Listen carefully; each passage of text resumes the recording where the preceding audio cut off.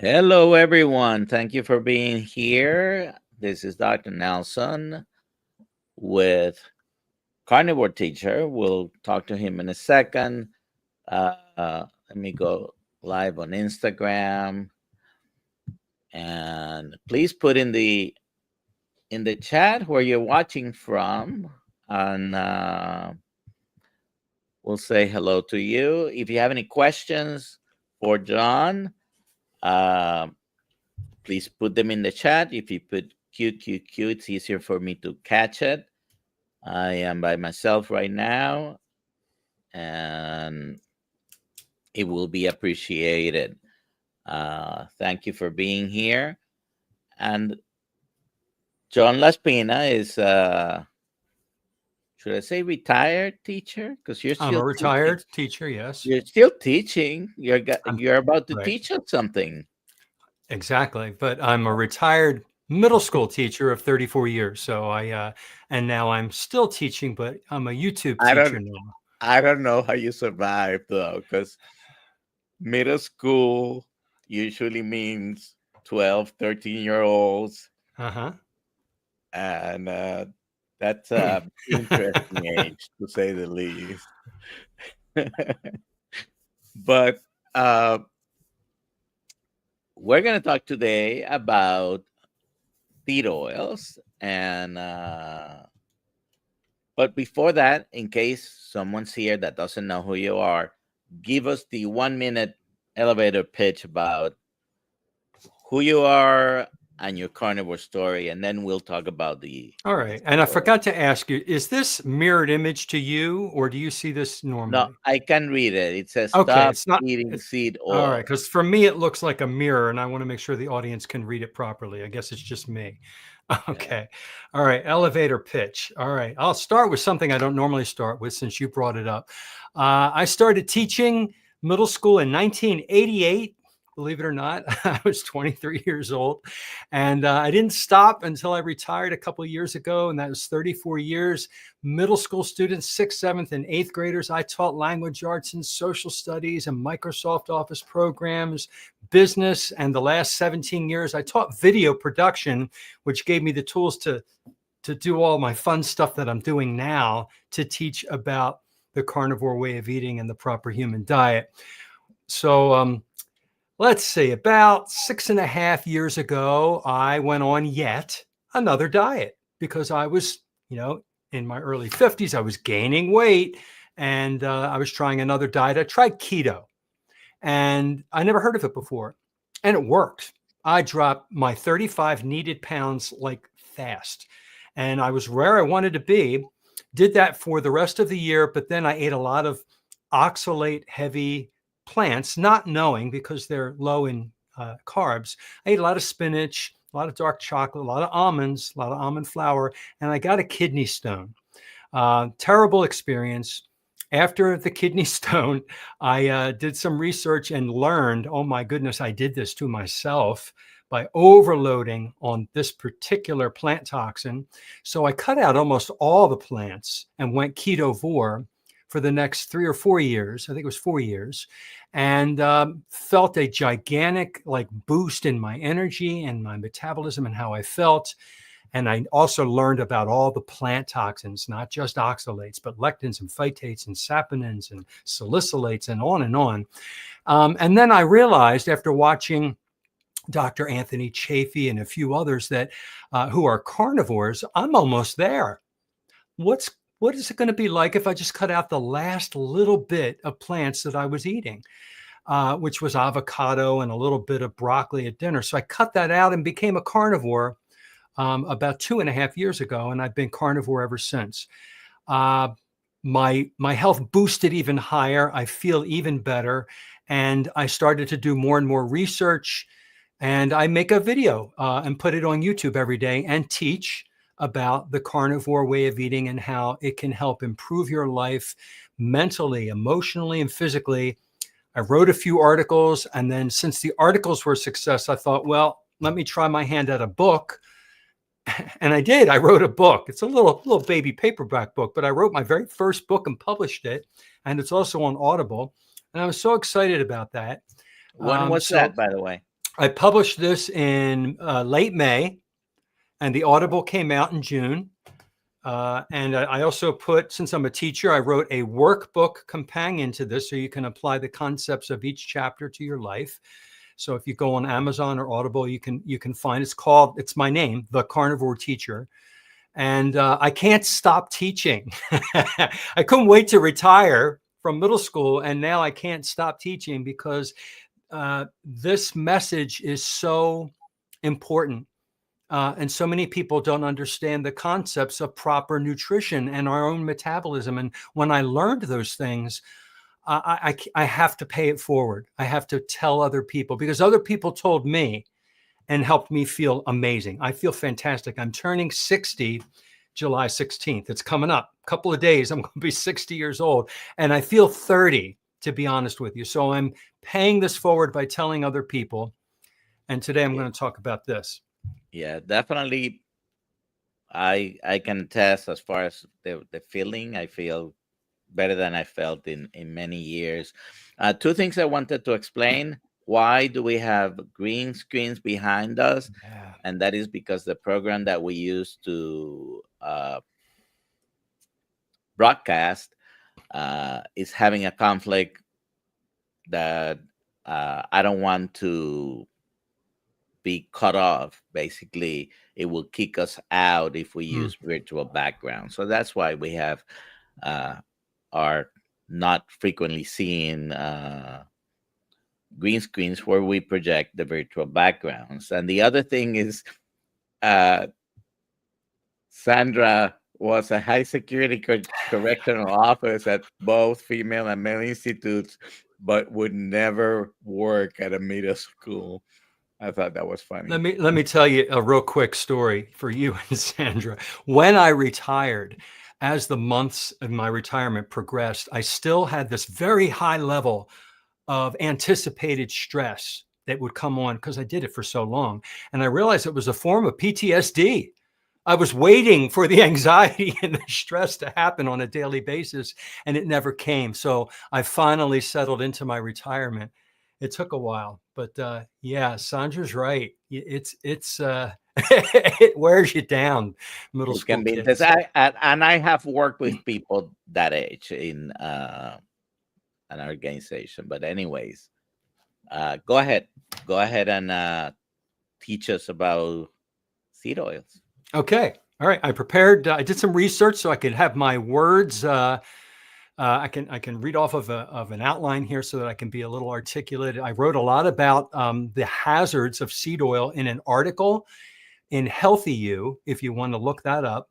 And I also dedicated a chapter of seed oils in my book, The Carnivore Teacher. So something unhealthy and toxic is hiding in plain sight, and it's been marketed as heart healthy, but in reality is one of the biggest contributors to chronic illness in our modern world. And I'm talking about seed oils, also called vegetable oils, though they're anything but vegetables. These oils are in almost every processed food, every restaurant meal, every bottle of salad dressing, and every so-called healthy snack. And once you understand what they are, how they're made, and what they do inside your body, you'll never look at food the same way again. Are you ready to dive in? I am. All right, here we go. Seed oils are industrial oils extracted from things like soybeans, corn, cottonseed, canola, which is actually called rapeseed, sunflower, safflower, grapeseed, rice bran. Now that might sound innocent at first. Oh, it's just oil from a plant, but we're not supposed to extract oil from seeds in the first place. Our ancestors didn't press soybean oil. These crops were never put on a table, on a kitchen table. They were not part of a human diet in any way, shape, or form. It just came in the beginning of the last century, the early 1900s. And they're not cold pressed like olive oil is. These oils are extracted through industrial processes involving high heat, chemical solvents like hexane, bleaching agents, and deodorizers, because the raw product smells so rancid you wouldn't put it near your mouth otherwise. These aren't traditional fats like butter, tallow, or lard. They're a modern invention and one of the most toxic things in our food supply. So now let's talk about how they're made. You ready for this shocking truth? I'm going to walk you through how seed oils are actually made, because once you hear this, I doubt you'll ever want to touch them again. Step one, the seeds are collected, often from genetically modified GMO crops, sprayed with glyphosate and other chemicals. Step two, they're heated to very high temperatures to start breaking down the fats. This heat destroys fragile omega-3 and oxidizes omega-6s, creating toxic byproducts before you've even consumed a single drop. Step three, they're washed in hexane, a petroleum-based solvent, to extract as much oil as possible. And hexane is a neurotoxin. Ugh. Then they're degummed, bleached, and deodorized to remove the horrific smell and make them look like something you could cook with. And by the time these oils hit your pan or your salad dressing, they've been through more chemical warfare than engine lubricant. Now, I would probably, not that I'm going to do it, but if I had a gun to my head between a bottle of canola oil and Mobile One synthetic oil, I don't know. I might try the Mobile One first. Because people, you just described the process of all of them. All the ones that are seed oils, that, so-called seed oils, go through the same process, and they have been rancid before gets to your bottle. exactly. And if you've smelled an oil that has gone rancid, you understand, and you'll be able to identify from the first time you smell it. You can tell when, by the way, seeds, nuts, and things like that also can go rancid and have that smell. Yeah. Like peanuts, macadamia nuts, almonds, all these things, they can all go rancid, and it's a very peculiar smell. Yeah, it's disgusting. Your olfactory senses that God and nature gave us are fine-tuned to detect rancidity and to deter us from eating it, because we are an animal, and just like the animals in nature, we have an inert sense of what to eat and what not to eat. We override that with our modern brain, but if we just go by our gut instinct, if something smells bad, we don't eat it. Yeah. So let's see what they do to the body. Well, there's 4 things that seed oils do that are very bad when they get inside our body. And it's inflammation, it's oxidative stress, it's mitochondrial damage and metabolic dysfunction, and it's obesity and satiety dysregulation. It's more like 6, right? So let's talk about inflammation. Seed oils are loaded with omega-6 fatty acids, especially linoleic acid. In excess, this throws your omega-6 to omega-3 ratio way off balance, promoting systemic inflammation. Chronic inflammation is the root of nearly every single modern disease: heart disease, cancer, diabetes, Alzheimer's, and more.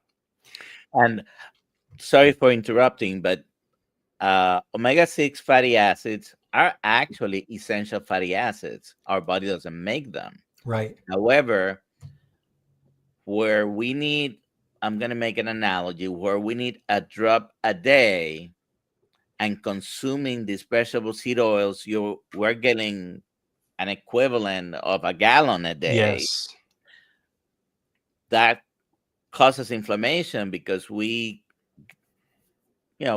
studies, we have determined it is better to keep an omega-3 to omega-6 balance at a certain ratio.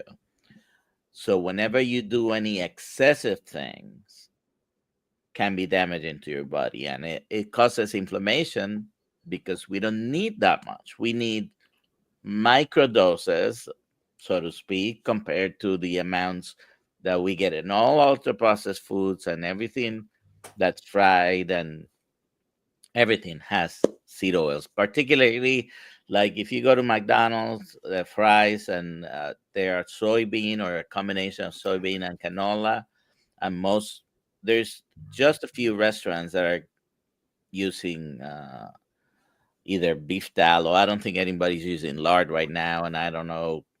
Uh, Most of them use. Not that you should be eating French fries. I'm not promoting that, but go ahead. No, you're right. You're right. We do need a very small amount of omega-6 that's already in beef tallow. It's in lard, a lot more in lard. It's in chicken schmaltz, but a very small percentage. And our body needs that small percentage to initiate appropriate inflammation. When we get little rips and tears and scrapes and damage in our body, you want your body to rush to the area and inflame it to fix it, right? Mm-hmm. And then the omega-3s put the fire out. But like you said, it's like a gallon. When we eat these seed oils, we're not just taking a drop of it that's in healthy animal fats. We're drinking so much of it, eating so much of it. And it's causing, like, for example, I used to have severe lower back pain from my early 20s until I was 53 years old, till I started this diet.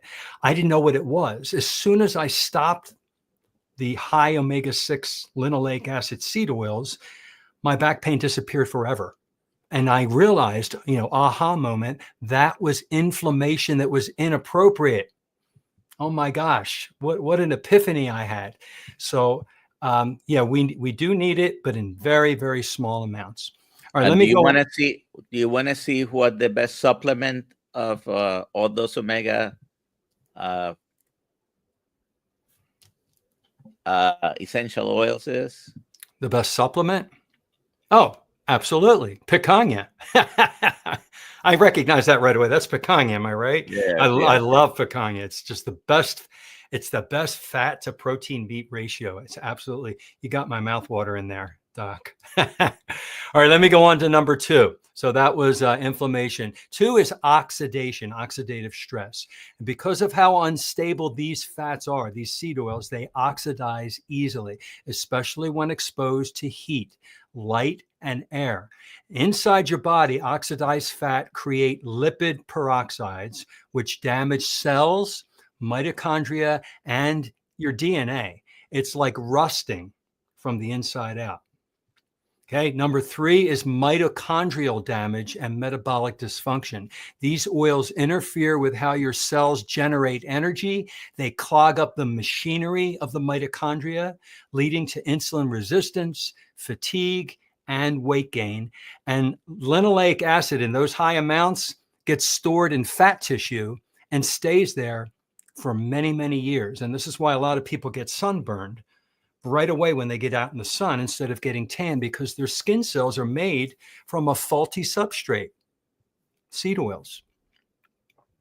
Let's look at number 4, which is obesity and satiety dysregulation. Studies show that linoleic acid, too much of it, disrupts your hunger hormones. It blunts leptin sensitivity, meaning you don't feel full, and it hijacks your dopamine system, making you crave more junk.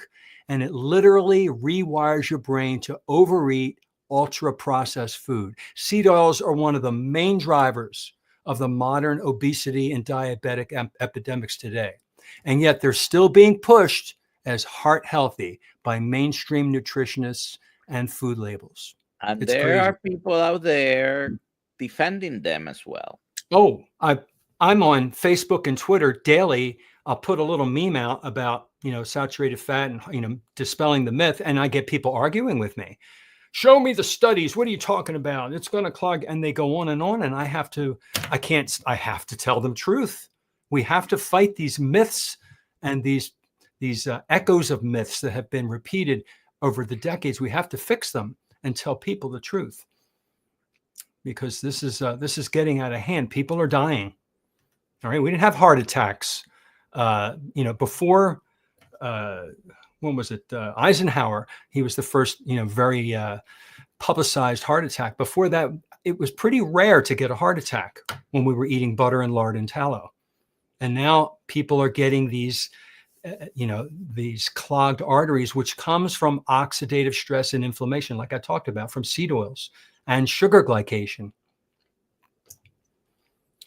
All right, we ready for number 5? Now let's talk about how they're hiding and how to avoid them. Because if I'm going to talk about seed oils, what they are and what they do in the body, now we have to figure out how to get away from them. Okay, they're everywhere, like Dr. Nelson just said, everywhere. I was driving by a local restaurant to go into my gym, and I went through the back way, where their back door is, and I saw the loading truck, and they were unloading the supplies, and I saw big cases of soybean oil. I rode right up and saw it. Every restaurant, almost every restaurant, uses these. Even the high-end restaurants, you have to tell them not to.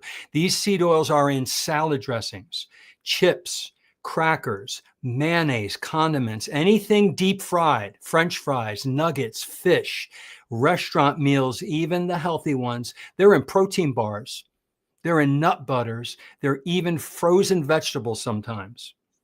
You have to read ingredient labels. And here's the list of seed oils to avoid. Okay. I bought a shirt, folks. I spent some money on the shirt. This is so important. This is more important than avoiding high sugar, in my opinion, because the body can recognize glucose. Too much is bad, but our body knows what it is. Our body does not know what machine lubricants are because they're meant for machines. That's canola oil, sunflower oil, safflower oil, soybean oil, corn oil is the big one they fry things in. Cottonseed oil, grapeseed oil, rice bran oil, margarine, and Crisco. And then you have to watch out for butter blends. When I have gone to restaurants, I tell them this: I must have butter. And they bring out this thing that's whipped. And I have to push them. What is it? And they say it's butter. They use the word butter like we use the word Band-Aid, right? It's the brand name. So It's there, not. It's there is a whipped. restaurant that I like to go to, and I know many carnivores go and visit this particular restaurant. And I'm going to say the name because you can go, just avoid the butter. Texas Roadhouse. Oh, It's everywhere. yeah. So I always ask, and every time I ask, is it butter? Is it real butter or not? They have 2 butters. They have the one that they bring you for the bread, which Mhm. I never get the bread, but that butter has cinnamon and sugar. And it's, when I used to eat it, it's very palatable, right? But they have another one that they'll put on the broccoli, whatever you add butter, you ask for butter. And I always ask, I always did for over a year, is that real butter? Oh, yeah, it's real butter. Is that every time? Yeah, it's not though. Until I found, and you probably have seen this picture as well. I found someone had posted on, I think it was Reddit. Someone posted a picture of the container. It's a Mm. block where that Texas Roadhouse uses, and is a blend. It is not. It's part butter and soybean and canola, Soybean. something like Yeah. that. So at another restaurant, similar steakhouse, Longhorns, I asked recently. I always ask. So a few times, oh, it's real butter. So maybe a couple of months ago, I asked if it was real butter, and the person says, well, you know what? I don't know, but I'm gonna go and check. And he brought me the top. Uh, it was a plastic tub, and it was actually real butter. All right. Okay, Great. so but most other steakhouses, Outback, it's also a blend. Yeah. So so I've seen actually where it comes on Longhorn. It's the same ingredients you will get in any butter. So it's the only one I can say for sure. I don't know about the rest. I'm not trying to promote or tell you not to go to the others. Just don't use the butter if you're not sure. Yeah, absolutely. And that's my advice too, is be bold, be confident, and have a dialogue with the server and tell them you have an allergy, because their hackles go up when they hear the word allergy, so they don't get sued. And you tell them, I cannot consume seed oil. If you have to, just say it gives me bowel problems. And that really does for a lot of people. I bring a little tiny container and I put it in my pocket, or I carry it with me with my little bottle of Redmond real salt. If I'm going out to like a steakhouse like that, I bring a little container of ghee. Ghee will stay nice and solid at room temperature. And I tell them no butter, put it in. Sometimes don't even put it on the grill, put it in a separate pan in the oven and cook mine away from the other steaks, because the grill's got seed oils on it. It does. If they're really diligent, the cook will come out and tell you, I'm sorry, sir, we just can't, because of your allergy, we can't even cook it on the grill because we use it for other steaks. And I'm like, great, put it in a separate pan and cook it that way. And then I put my ghee all over the top, and it's absolutely delicious with ghee, which is butter without the protein and the dairy sugars in it. It's delicious. So let me talk about the different fats that you should be consuming and can consume. So By we the go way, back. I make my own ghee. Do you? I've tried. It doesn't taste as good as when I buy it, but I've Uh, made my own too. the Yeah. only time I've bought it, 2 times or 3 times, it was rancid the moment I just Ooh. opened it. Oh, I've never had an issue And with it. I I think buy a very that expensive that one. might be because of they might add some preservatives. So I make my own. My One of my son loves to cook with that because It's it's still buttery so good. tasting and Yeah. it's the pure butter fat. It's nutty. I love ghee. It is so delicious. Make an omelet with it, whatever. I put it on my steaks. So when we are eating, we want to use beef tallow instead of canola oil or soybean oil. We want to use real dairy butter if you tolerate it. You want to use the ghee that we talked about. You can use lard from pastured pigs. It's better if they're pasture raised. Duck fat is absolutely flavorful. Chicken schmaltz, the fat from chicken, is delicious if you save it. Put it in the refrigerator, it solidifies. You scoop that yellow stuff off the top and use it to cook things in. It's so delicious. And even coconut oil, even though it's not carnivore, it's very highly saturated and stable.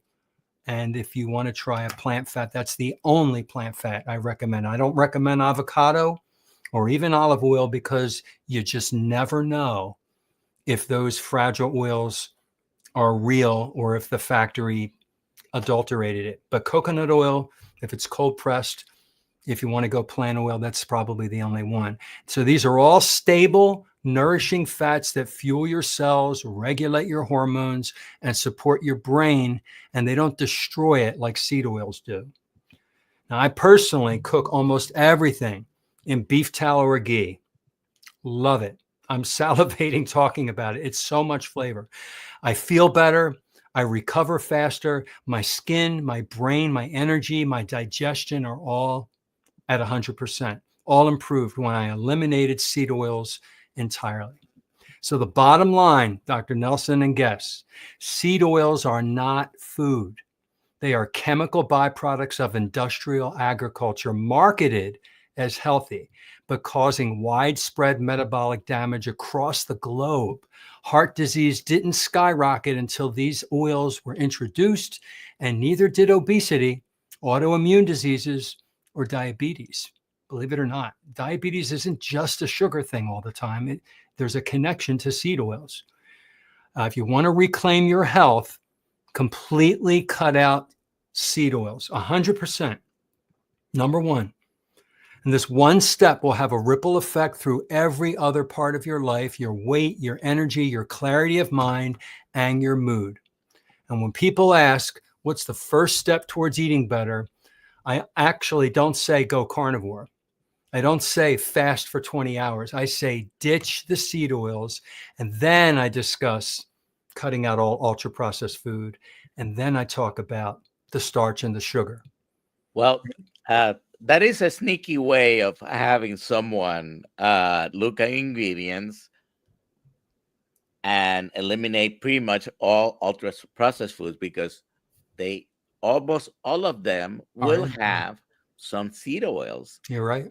When I was seeing patients in a typical office, and I did that up until I started working with Dr. Kills here, uh, I would have a granola bar, forget the brand, but it's supposed to be nature's healthy granola bar.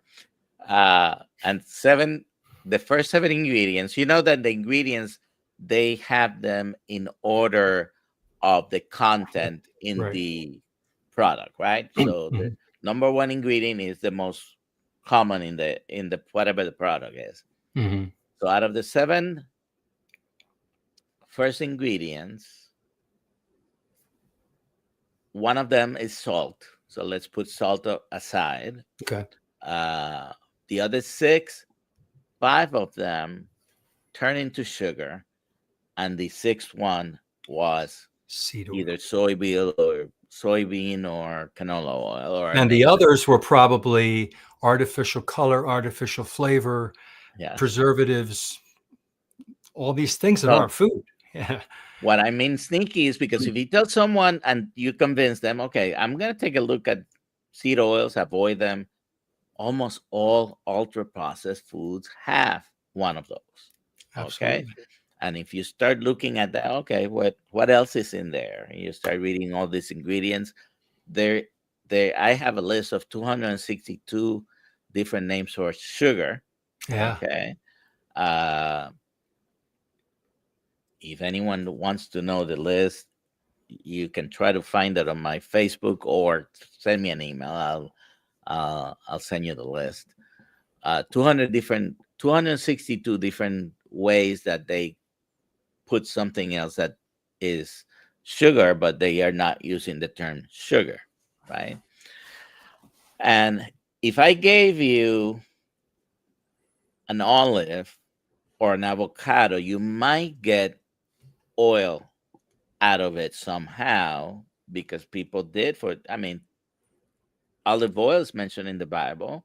All right. So we know that for thousands of years, people have been making olive oil. But if I give you a bunch of kernels, or I give you rapeseed or any other these healthy seeds, you're not, if I give you a bunch of grapeseed oil, grape seeds, you're gonna get oil out of it unless you go through that process that you mentioned.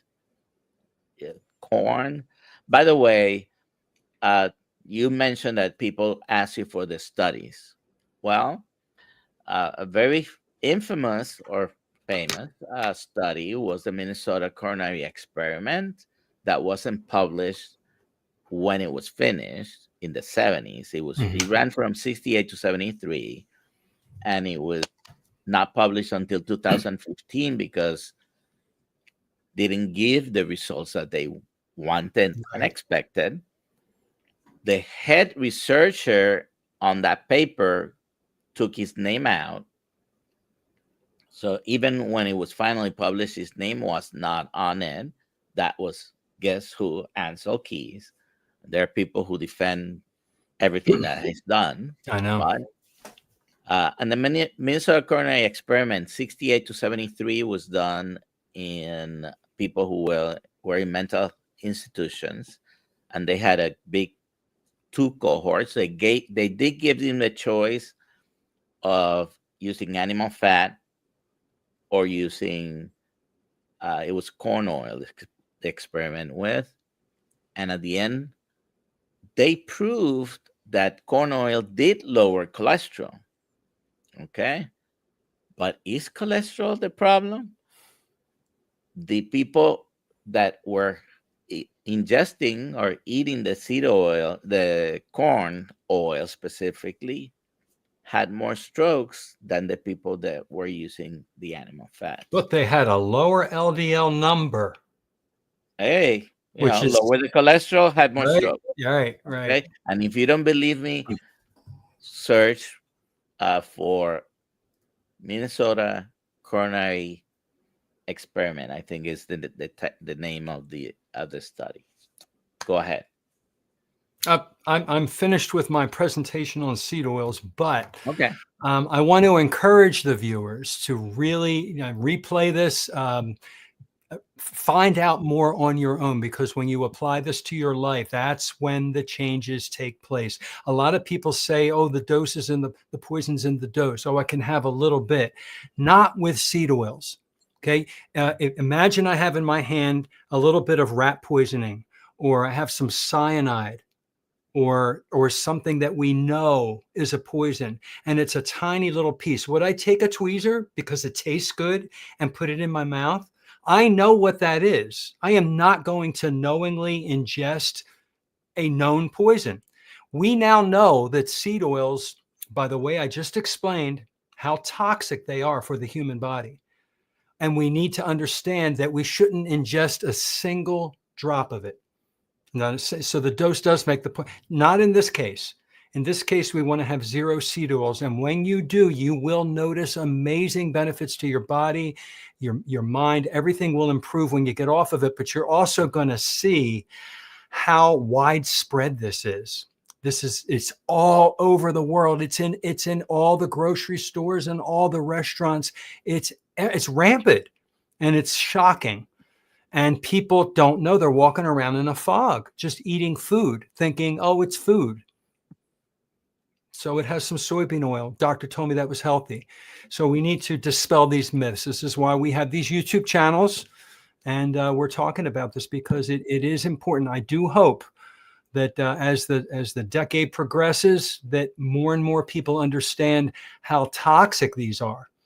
They're absolutely, you don't need a single drop in your body. We get enough linoleic acid from regular beef tallow. We do. There's some in there. So I did a mini series on all the fats and all the oils. And in doing that research, I learned that we get all the essentials that we need by eating animal products. We don't have to have any plant oils at all. oh, the and all that, you can go to your channel, which Yeah. is Carnivore Teacher in YouTube, Mm-hmm. and look at the different videos that you have available there. The book, if we go to Audible, Amazon, is basically the Carnivore Teacher. Mm-hmm. Does it have a subtitle? Eat with purpose, live with power, inspire endlessly. Okay. Yeah, there's the back, little picture of me, and this is my not for sale version here. And I did the Audible right here with my microphone, right here in my studio. It's my voice. That was an experience getting that published, but I got it. I use Audible a lot. I do prefer to hear the author's Yeah. voice rather than just some voice actor. They do sound good. I mean, it's not that they don't sound good. They don't emphasize the words and act it out the way it was intended by the author. I wrote this, so I know exactly how I want it read, and I read it that way. Yeah. So let's talk about my favorite one to criticize, which is canola oil. Yeah.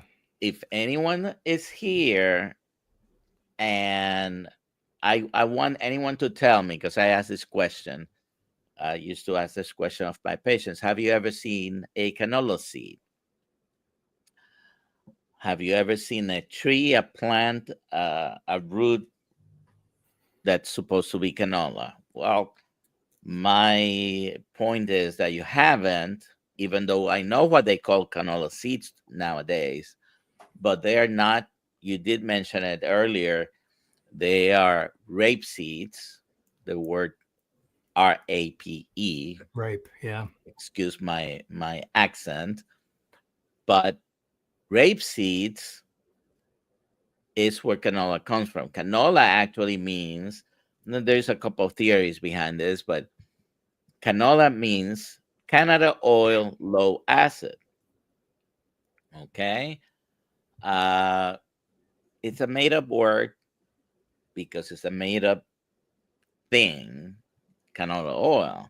Canola oil has been in existence since the first part of the 20th century, 1900s, when they learn how to make all these different oils. And up until 19, I believe it's 1974, it was used only as a lubricant. Okay, machinery lubricant, which means I call it motor oil. Now, in 1974, they were able to get some of these seeds to produce only a 2% of uric acid. I think is the word uric acid in regular rapeseed oil is 52% of the oil. Wow. Okay. And it's cardiotoxic, damages the heart. But in 1974, and since then, they've been able to, through breeding techniques, and now generally straight genetically modified organisms, GMO seeds, produce the seed to yield only about 2%. And the government allows 2% of this uric cardiotoxic acid to be in your oil. The same production line can have oil going into small bottles and cans, and another line going into 55-gallon drums, because it is the same thing that you use for cooking, what's used as a biodiesel. To this day, the same kind of, you can, if you have a automobile that uses biodiesel uh, for um, moving, basically you can buy, you get a bottle of canola oil off the store, and you can put it in your Yeah. car. What does that tell you? Okay. Pretty scary. So I don't know that I would. Once I learned this, I've been accidentally, about 3 weeks ago, I think it was 4 weeks ago, I went to a place to have breakfast with my wife, and I ordered steak and eggs, an omelet with steak, and don't hold the veggies. And as soon as that plate came in, uh, I smelt it, and I said, You could tell. "Oh, Yeah. I didn't ask Yeah. about what they were cooking this in." And I could smell the vegetable oils. I don't know what they were using. They already served it. I ate it, uh, but now I know I'm not going there again to ask. So, many people have made the comment, I don't eat out anymore, and that's probably Yeah, the best it solution. is. Just I eat out so infrequently. I mean, I'm about to go on a birthday cruise, so I'm going to be taking my card that I made that says I'm allergic to all these oils. Please keep me safe and only use beef tallow and butter. And I hand it to the restaurant, and I always eat the same part of the ship, and I go to the carving station, so I can control it. But when I don't go out anymore around here that much, and when I do, to me, it's like, oh, I have to go to a restaurant. Okay, let me get my salt. Let me get my ghee. Let me do the conversation. It's not so fun anymore. But to me, it's more important to be that way, to make sure that I get my steak without that in it. I did a test once. I was out with a friend, and I got, I think it was just a ribeye, medium rare. He got the ribeye medium rare, but I said, I need it cooked this way without the seed oils. Use real butter or don't use anything. They both came out and they looked different. They did. I started eating mine, and just for the hell of it, I took a taste of his. Completely different flavor because they put seed oil on the grill. It was disgusting. Yeah, I now can tell. Just like you said, you could smell it. and sometimes some places cook on a flat grill, and they tell you they're cooking the steaks or the burgers on their own fat, but some may have the habit of using a bottle of spam to spray down Yeah. on the grill, which is usually, it's soybean oil usually. Uh, so I buy an olive avocado mix, which sometimes I use to spray. Doesn't have any propellants or any other uh, ingredients, or so they say. Uh, if you have any questions, people, I haven't seen any question, put them in the chat. QQQ. Maybe you have asked questions, I didn't see them. I apologize for that. But the story of all these oils is very similar. Like he said, they're industrially produced. And sometimes you cannot even trust, even if you like to use olive oil and avocado oil, you cannot even trust that Let's talk the a little bit product about in those. there is Yeah. what you want. Can we talk a little bit about those? Because I have discussions with people that often, they're just out of the blue, I get a text message from friends who know that I'm a carnivore, and they say, they send me a picture of something with the ingredients. Is this okay? Is this okay? And I'm reading it, and I have to tell them the truth that it's not okay. And I point things out. Olive oil is it's a plant. It's extremely fragile to light heat in time. And we shouldn't be cooking with it in high heat because it denatures, it oxidizes. And most olive oil today is adulterated. They mix canola or soybean oil, and they don't tell you about it on the package so that they can sell large quantities. There are not enough olives growing in the world today to make the amount of olive oil that you see in all of the bottles in all of the stores in all of the countries. So you know that it's not real. Real olive oil comes in a dark glass bottle. It has a harvest date, not a sell by date or a use by date. When were the olives harvested? You want to get them within the last 2 years, single sourced, and it's going to cost you $25, $30 a bottle. If you're paying $7 for a nice bottle of olive oil in a clear plastic bottle, I hate to tell you the truth, but you're not getting olive oil. And another test is to take a little bit of it and put it on the back of your throat. If it burns a little bit, tastes a little bit like grass, you have real olive oil. In Europe, it's easier to find. In America, I hate to say it, but the olive oil, most of it's adulterated. Avocado oil is supposedly very saturated, so you can use high heat to cook with. But again, we don't know if we're getting pure, real avocado oil from the company. If you bought it and it was affordable, it's probably not. Cut it. They cut it, but they don't say it on the package, which really burns me up. Because how are we, the consumer, supposed to know what we're consuming if they won't even write it on the package? There's these little levels that if it's below 1%, they're allowed to leave it out. So, you stay safe and you buy things that don't have ingredients. That's easier. That is one of the reasons. If I eat sardines, I buy the ones that come in just water.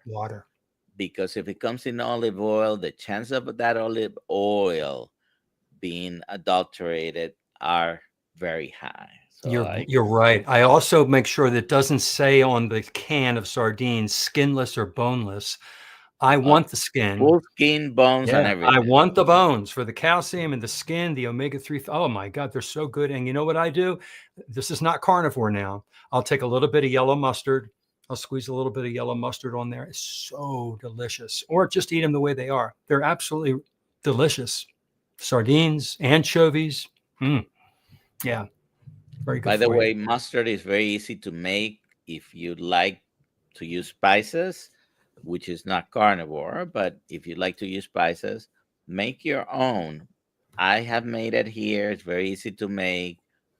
Unfortunately, the taste with real mustard seeds, it's going to come out stronger than what you get in a bottle because they diluted it and they are preservatives. Well, their vinegars, who knows how old their vinegar is and everything. Yeah.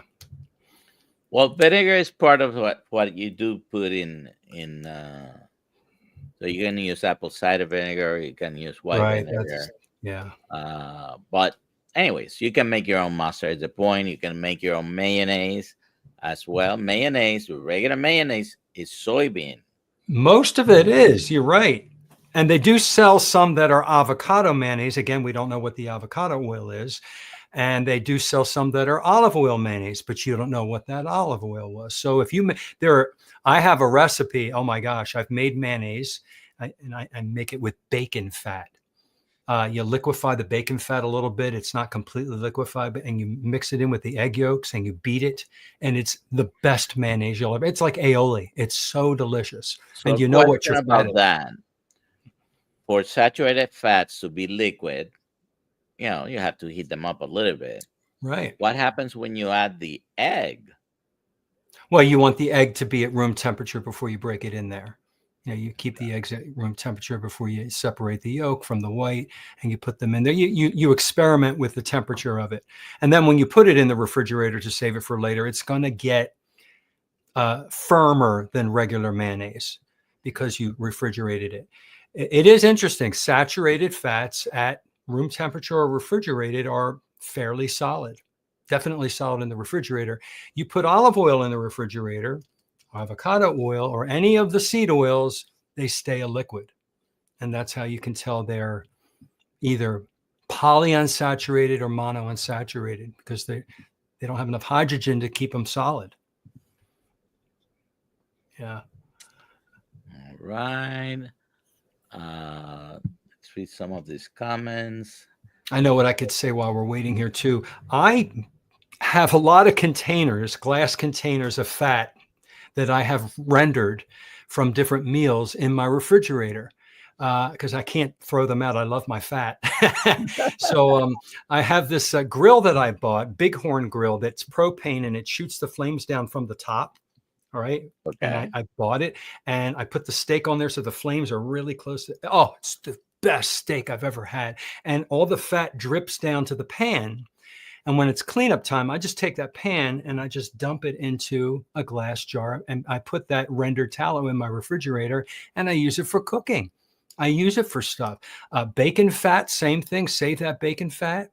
Save any drippings from meat. You save and use, because I know Dr. Kiltz doesn't promote rendered animal fats as much as eating the fat that's in its natural state. And I agree with him but I hate to throw this rendered fat away. It's still okay. But if you're going to use fat, then that's a better. Yeah. You don't want to use seed oil. You want to use that fat. And if you render, Papa Carnivore was mentioning in a comment that he renders his own fat. Basically, you buy fat trimmings. You can put them at very low heat. Yeah. Use your slow cooker if you want. You just put them at very low heat. You're not using extreme high temperatures, and you'll have rendered fat and some beef. Forget what the word is. Suet, or the beef. Some cracklings. Cracklings. Yeah. There is some connective tissue that will not render, and there is some fat. And anyways, that's the part that Dr. Kiltz talks about that you're not getting with just rendered fat. You're not getting the solid matter that's in the vitamins and the minerals and all the stuff that make the solid parts. You don't have that in the rendered parts. So that's very healthy to get those. And I buy beef bacon when I buy burger patties. The leftover fat that renders when you make any patty, if you buy 75-25, which is usually what I buy, there's gonna be a lot left on the pan, and you just put it through a cheesecloth and filter out the particles. And I don't put it in the refrigerator, by the way. It's on the countertop. Yeah, you can put it on the counter. I just like mine to last longer. I make bone broth every couple of weeks too. I have so many meat bones that I put in a bag in the freezer, and then when the bags fill up, I put them in the crock pot, and I pour it with filtered water, tiny little bit of apple cider vinegar to pull out the minerals, and then I let that on low. I do it actually for 48 hours. I keep adding more water. I just did chicken broth. That's chicken bone broth. Chicken bone. Yesterday, I turned it off very late last night after more than 24 hours Oh, uh, simmering, so delicious. and the stainless steel, it's a big stock pot. It was still warm the last time I touched it, and now I'm gonna put it in bottles.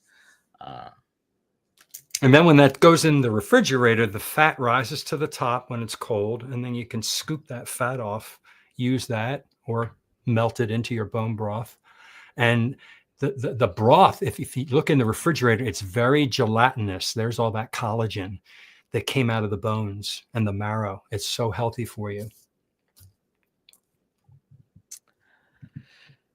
uh, Fogo de Chao that you mentioned, Fogo de Chao and many other restaurants have the bone marrow butter, Oh basically. yeah, Very, very good. very rich, Yeah. delicious. So we've mentioned it, but I'm going to ask you again, where can we find, number one, your channel, number two, your book? Okay. On my channel is simple. It's my name, The Carnivore Teacher. On YouTube, just search Carnivore Teacher, or I have it listed as Carnivore Teacher 1965. I also push those videos to Threads, X, Instagram, and Reddit and LinkedIn, just so that I can hit the different audiences. My book is on Amazon, same name. I tried to keep it real simple so everybody can remember it. The Carnivore Teacher. Just go to Amazon, type in Carnivore Teacher. You'll see the book. You'll see the workbook if you type in workbook. And if you go into Audible, you'll see the Audible version that you can download. And if you email me at teachercarnivore@gmail.com, I can send you a link to the Audible where you can get it for free for a while, but then it wants you to subscribe later on, but you get 2 months for free. So that's where you can find all those and me. All righty. So you had mentioned the Redmond salt. There's a sushi place I go to, and I just get a plate of sashimi salmon. Sashimi. Yep. Uh, and I usually carry in my bag about 3 different bottles of salt. And one A of them, known carnivore. Who else carries salt, right? But us. I've been stopped by TSA, by the way, Oh, really? and What is that stuff? They have to they've test it. tested You the drug salt. dealer, you. So I had this little Redmond salt bottle that I got from the Healing Humanity people. Uh, so I had already walked in there in my pocket. I had 2 different bottles of the 3 that I have in my bag, and I used it all because what I do with the sashimi, it's raw salmon. Yeah. I put salt in it, and that's it. I love Uh, sashimi. all right, so thank you, John, for being here. Thank you for having me. Uh, we'll Whenever you want to come back, you want to do the 6 a.m. by the way, or you want to be in a Zoom call on Mondays, Kills Mighty Tribe. If you're not a member, by the way, subscribe at drkills.com. And we have a Zoom call at 5:30 p.m. every Monday. We just Okay. had Richard Smith. That was great. And we've had many of probably everyone in the community eventually has been with Dr. Kills, either on the live or on the Carnivore Conversations. If any of you have a story to tell, a story of healing, or you wanna be on this 3 p.m. Tuesdays and Thursdays, I'm gonna go ahead and put the link here. But you can email me if I don't find the link. You can email me at drnelson@gmail.com or at nelson@drkills.com. Yeah, I can't find it right now. But if you want to be on the live for the morning at 3 p.m. or on Mondays, where we have 8 hours every week Wow.